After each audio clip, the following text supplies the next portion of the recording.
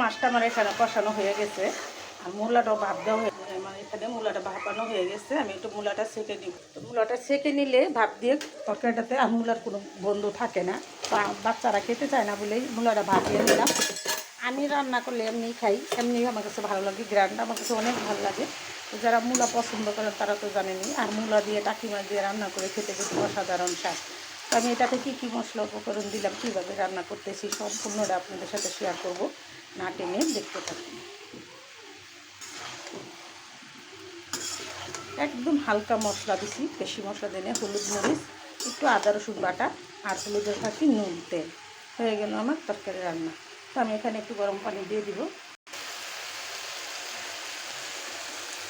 আমার তরকারিটা ভালো করে কষানো হয়ে গেছে। আমি এখানে একটু পানি গরম করে মূলা তরকারিটা দিয়ে দিলাম। সকালবেলায় এই মূলা তরকারি দিয়ে ঠান্ডা ভাত খেতে যে কী স্বাদ, আপনারা একবার হলো এরকম করে রান্না করে ঠান্ডা ভাত দিয়ে খেয়ে দেখবেন, খেতে অসাধারণ স্বাদ। তো আমার তরকারিটা আরও 5 মিনিট লাগবে, দেখতে থাকুন।